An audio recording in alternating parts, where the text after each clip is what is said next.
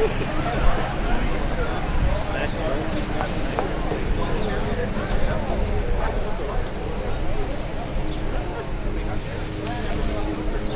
want to set up and see him.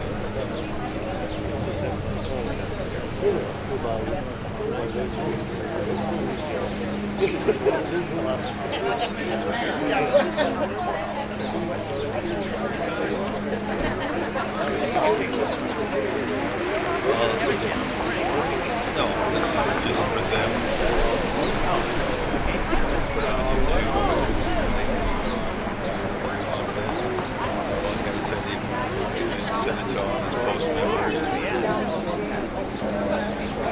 Yeah, I just kind of thought of this last week.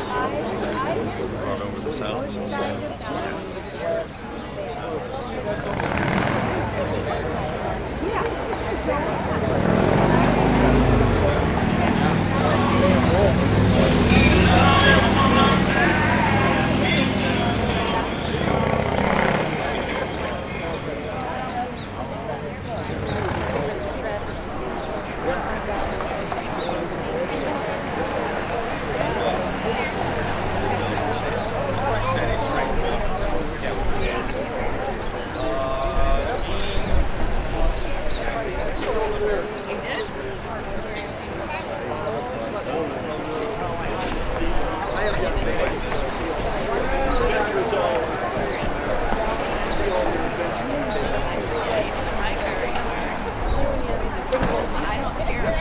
Hello, ladies and gentlemen.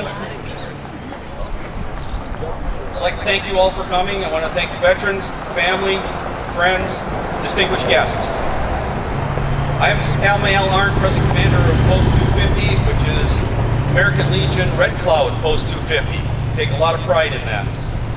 I welcome you to the tribute for our veterans and Mitchell Red Cloud, to whom our post is named. First, I'd like to introduce our officers: Gerald Murphy, our Vice Commander; Dean Gleason, our Adjutant; and Todd Hansen, our Treasurer. Without them, we don't stay afloat, so no pun intended. Now I'd like to introduce Jack Rignano to come up and say a few words about the tribute, the flags that they have. Where'd he go? Jack? Stand up, Jack. Stand up when you're talking.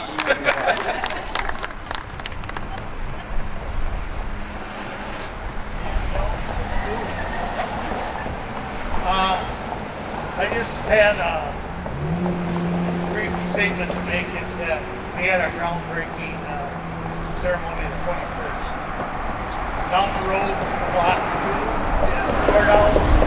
In front of the courthouse is going to be the new memorial for a tribute to Adams County veterans. And we've got Jason Jackson is our construction manager. He's done a great job.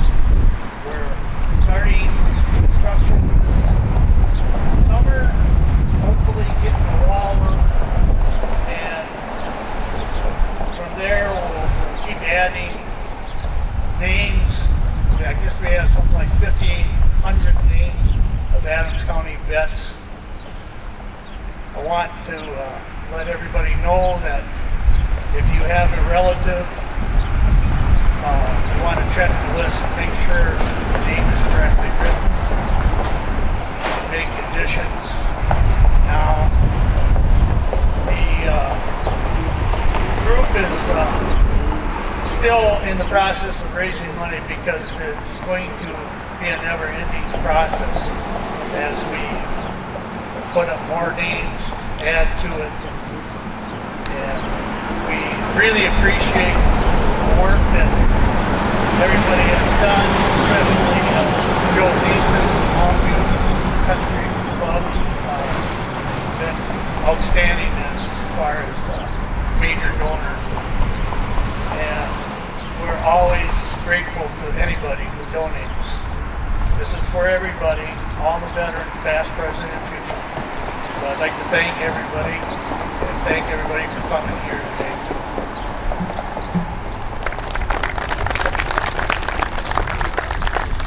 Okay, before we get started, I have to do a disclaimer.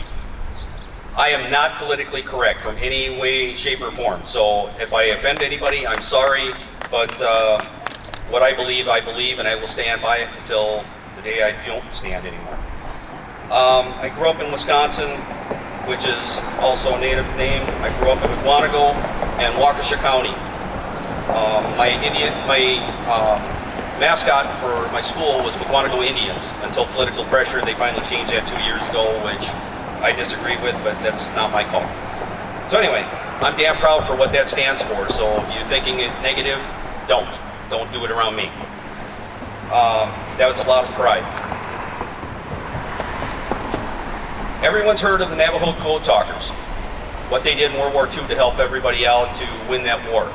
But let me tell you about another such case of another Indian, a Native Nation member, who also shows bravery.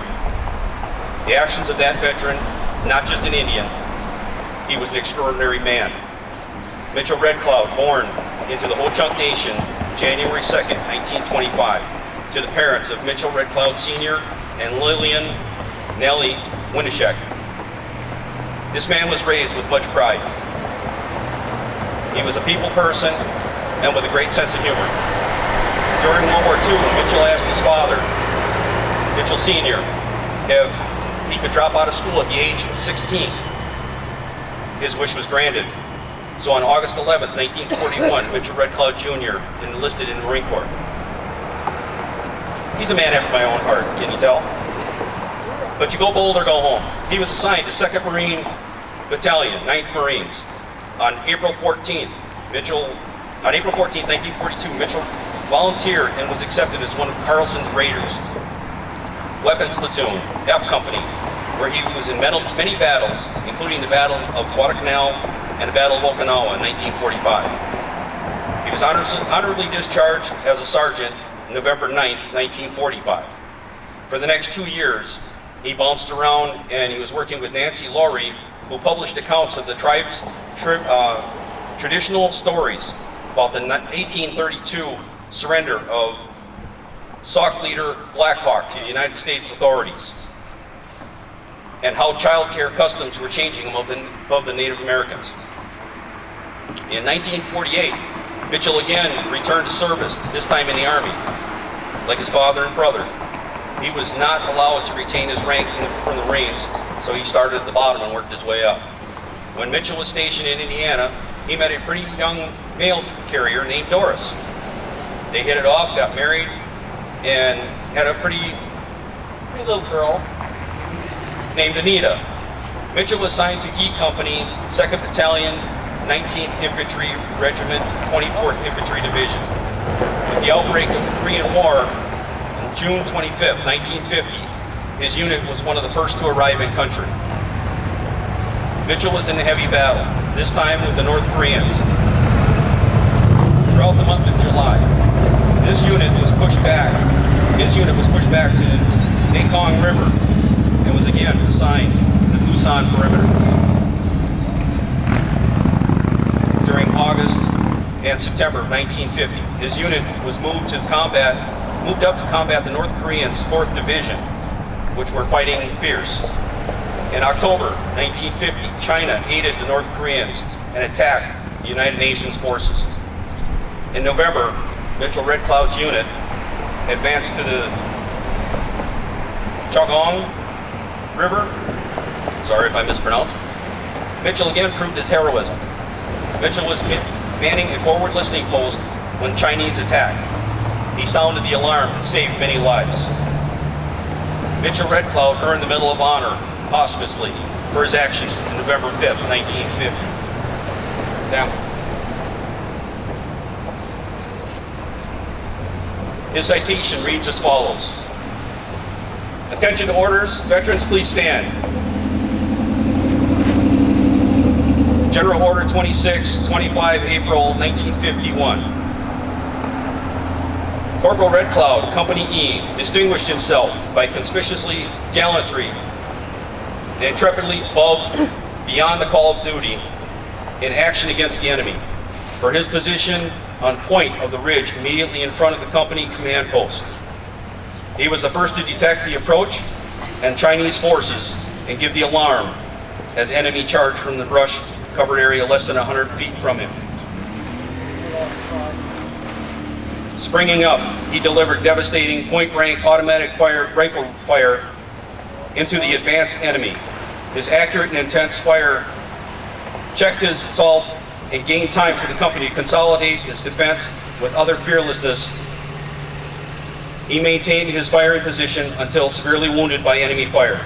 Refusing assistance, he pulled himself to his feet, wrapping his arm around the tree, continued his deadly fire again until he was fatally wounded. His heroic act stopped the enemy from overrunning his company's position, gained time for reorganization and evacuation of the wounded. Corporal Red Cloud's dauntless courage, gallant self-sacrifice, reflects the highest credit upon himself and upholds the esteemed traditions of the U.S. Army. Veterans, salute. 2. Please be seated. It is my honor and privilege to introduce Mitchell Red Cloud's daughter, Anita. I humbly ask if you would say a few words.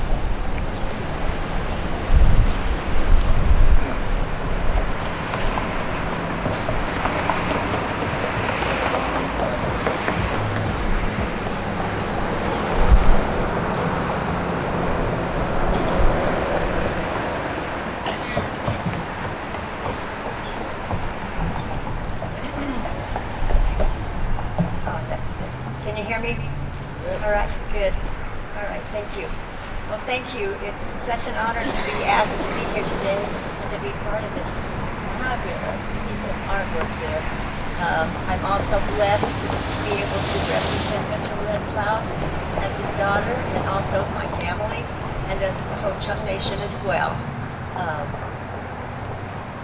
Alan asked me to say a few words and to talk a little bit about Mitchell. And quite honestly, I don't know a whole lot because I was raised in Indiana with my mother.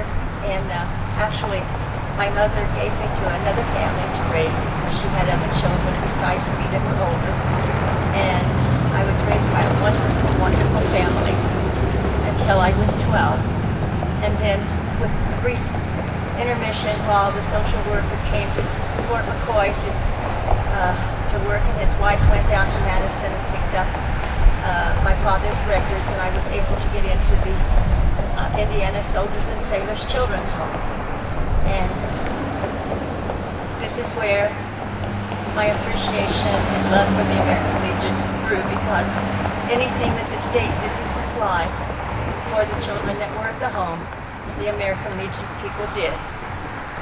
They sponsored buildings and things that we needed within our building, and we also had sponsors that were individual. And I stayed in touch with my sponsors until they weren't with us any longer. But the Legion is very, very special to me, and so this really, really is a prideful moment for me to be here with you all. About Mitchell, I think that I came back here in 1980 to spend time with my grandmother, who was quite elderly at the time, and to learn from what friends were left of Mitchell's, to learn a little bit about him. And the things that I learned was, as Alan had said, he had a great sense of humor. Everyone seemed to like him. He was a people person. He also was a family person. He loved to visit his family and went from place to place constantly, always on the go. And the family has always been really, really proud to be able to go to different events and that have been sponsored to honor him. When I was younger and I learned about Camp Red Cloud in Korea, that was my dream to visit there. It wasn't until 1999, actually about 98 is when they contacted me. The Navy contacted me and asked me to be part of an event which was to christen a ship that was to be named the USNS Red Cloud. And that's what I got to do. felt very, very privileged to be there with not just a few people. They said, you can always bring a few guests and we'll have special seats down front for them. So I said, well, how many people does someone usually bring? And they said, oh, 25 or 30. I brought a lot of the Ho Chunk Nation, so I had over 300 people there. And it was quite an enjoyable time for us. And then a couple of years later, then the Army contacted me and I got my dream. And I got to go to Korea and go to Camp Red Cloud. And as you probably know already, Camp Red Cloud has been given back to the Rock Army, and it's not Camp Red Cloud anymore. But it was really a privilege to go there and find out too that Camp Red Cloud had once been one of the mesh units, like what was on TV. But it was a beautiful campus of sorts, I guess you would say. And there's been other things, and I came here to dedicate, or when it was dedicated, the plaque that I guess it's up here on the courthouse yard lawn back in the 90s. So I've been here before and was welcomed, and I had one lady that wrote to me as a pen pal for many years, and I don't think she's with us anymore. But if anyone knows who she might be, please let me know, because I'd love to be able to see, maybe meet her family. I will be easy to spot, evidently, with this bright yellow. So please come up to me and talk to me, ask me questions, and I'll get to know all of you, because I'm not that far away. I live in Toma and would love to come down and spend more time with you. So thank you for inviting me and letting me be part of this. Thank you.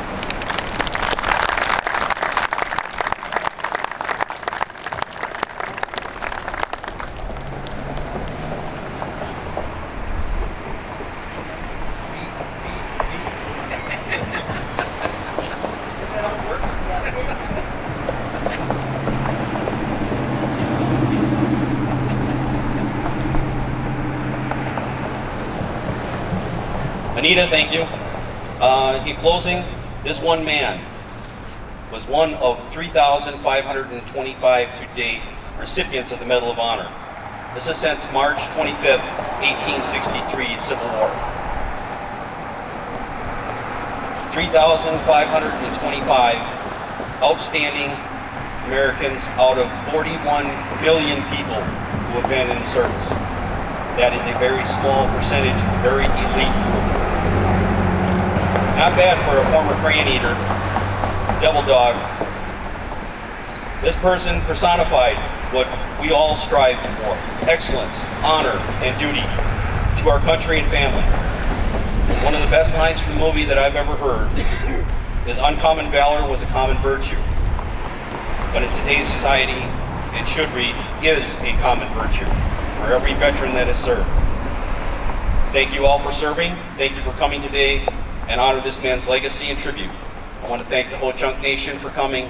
I would like to thank TV station Channel 9 for stopping down, paying their respects for this man who deserves our respect. Thank you, veterans. Thank you all.